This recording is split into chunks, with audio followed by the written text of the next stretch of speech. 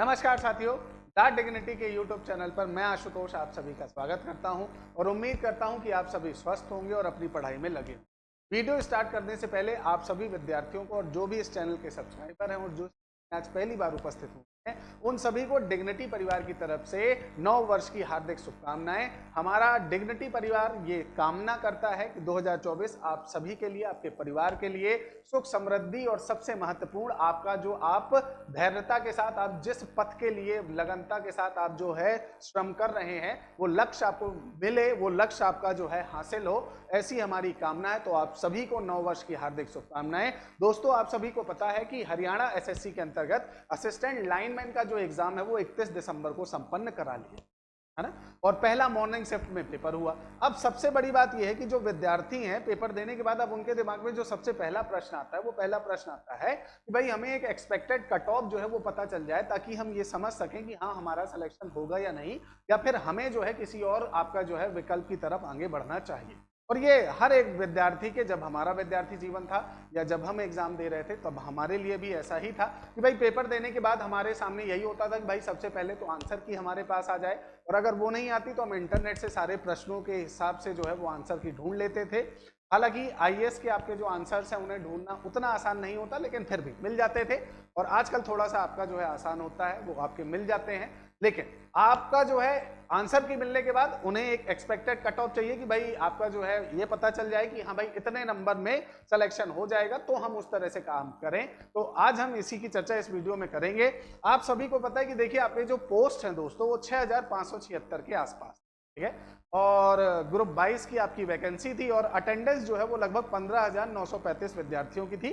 15% अगर मैं हटा भी देता हूं तो लगभग 13,500 विद्यार्थी जो है वो अवेलेबल थे। 2 गुना के अनुसार अवेलेबल हुए हैं यहाँ, है ना। 6576 को अगर 2 टाइम मल्टीपल करोगे तो लगभग उतने ही विद्यार्थी अवेलेबल हुए, ठीक है। अब अगर हम बात करें एग्जाम पैटर्न की तो आपको पता है कि सब्जेक्टिव 70% है, ऑल जीके जिसमें हरियाणा का, इंडिया का सब मिलाकर 20% है, और कंप्यूटर 10% है। ये 3 पार्ट्स में आपका एग्जाम बटा हुआ था और यहाँ पर पूरा आपका जो है क्रेडिट और पूरा खेल जो है वो सब्जेक्ट पर निर्भर है। जो सब्जेक्ट में खेल गया वो जीत गया, और जो इसमें नहीं खेल पाया तो वो यहाँ से जीतना संभव नहीं। अब अगर हम सब्जेक्ट की बात करें तो देखो सब्जेक्ट में हम जो है पेपर को देखने के बाद और विद्यार्थियों से चर्चा करने के बाद ये मानकर चलते हैं कि 45 तो आपका जो है यहां तक तो आपको जाना ही पड़ेगा। और जीके में अगर देखा जाए तो जीके, देखिए जीके इतना वास्ट सब्जेक्ट है ना बेटा कि जीके में कोई अगर ये कहे कि मैं 20 में से 15 करके आया हूं तो संभव नहीं। जीके इतना वास्ट सब्जेक्ट है कि अगर आपका हो जाता है तो बहुत अच्छी बात है, लेकिन अगर नहीं होता है तो आप उसमें रिग्रेट नहीं रख सकते क्योंकि आपने बहुत मेहनत की है। और जीके जो है या जनरल नॉलेज जो उसे कवर अप करना जो है वो इतना आसान नहीं होता, और जितना आप उसे कवर करोगे वो उतना आपका जो है वो फैलता जाता है।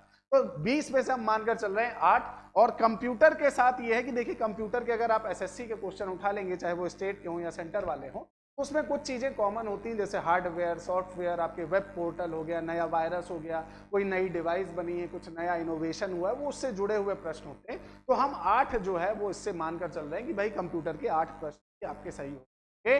तो यहां पर अगर हम देखें तो 45 और 8 आपका जो है 53 हो गया, और 8 61, ठीक है। तो 61 ऑन एन एवरेज जो है वो जनरल के लिए एक सेफ स्कोर हम मान सकते हैं कि जनरल के लिए सेफ स्कोर कितना होगा, 61 के आसपास होगा। भाई ये आप 45 तो सब्जेक्ट में आपको लाने ही पड़ेंगे। भाई देखो ये तो मेरे हिसाब से मिनिमम है, क्योंकि अगर आप इससे नीचे गए तो मुझे नहीं लगता कि फिर आपका सिलेक्शन हो सकता है।